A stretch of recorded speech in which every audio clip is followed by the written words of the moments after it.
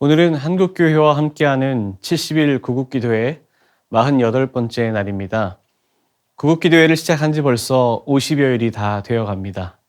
그동안 나라와 민족을 위하여 간절함으로 드린 여러분의 모든 기도가 연락되어서 하나님의 때에 하나님의 응답으로 우리 가운데 나타날 줄 믿습니다.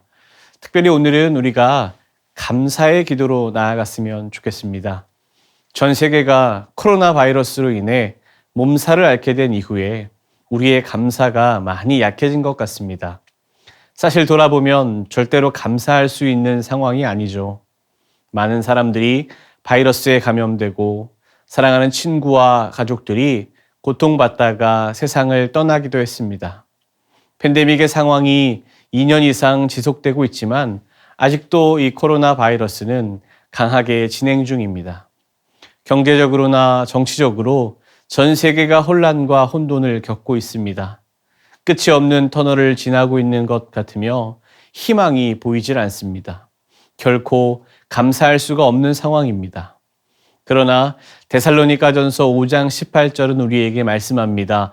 범사에 감사하라. 이것이 그리스도 예수 안에서 너희를 향하신 하나님의 뜻이니라. 어떻게 우리가 범사에 감사할 수 있을까요?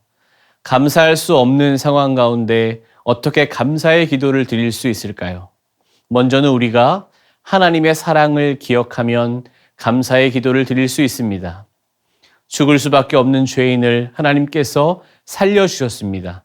생명을 주시고 하나님의 나라를 선물로 허락하셨습니다. 그렇기 때문에 잠시 거쳐가는 이 세상에서의 고통은 인내할 수 있습니다. 고통이 있지만 그 고통 때문에 좌절하고 낙심하며 두려움과 의심에 빠지지 않습니다. 하나님의 사랑을 온전히 깨닫고 있는 믿음의 사람이라면 이 모든 상황이 하나님의 섭리 가운데 있음을 알고 감사할 수 있는 것입니다. 두 번째는 과거에 베풀어 주셨던 하나님의 은혜를 기억하면 감사할 수 있습니다.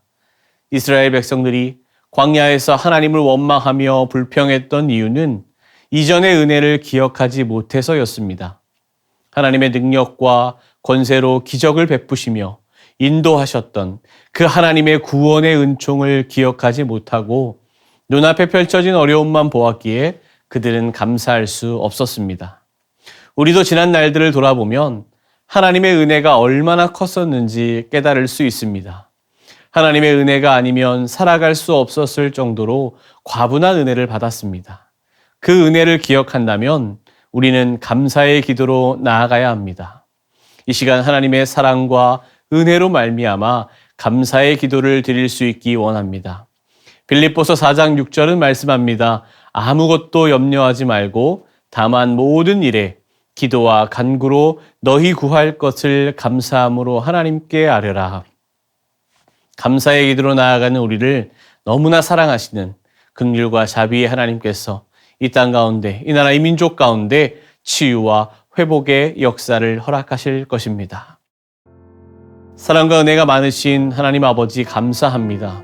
이 땅의 모든 것이 주님 손에 달려 있음을 믿습니다. 어떠한 상황 속에서도 하나님의 사랑과 은혜를 기억하며 감사하는 우리가 되게 하여 주옵소서. 모든 염려와 두려움이 사라지게 하시고 오직 주님만을 의지하고 신뢰함으로 나아가게 하옵소서. 주의 놀라운 은혜와 사랑으로 다시금 이 땅을 치유하시고 회복시켜 주옵소서. 예수님의 이름으로 기도합니다. 아멘.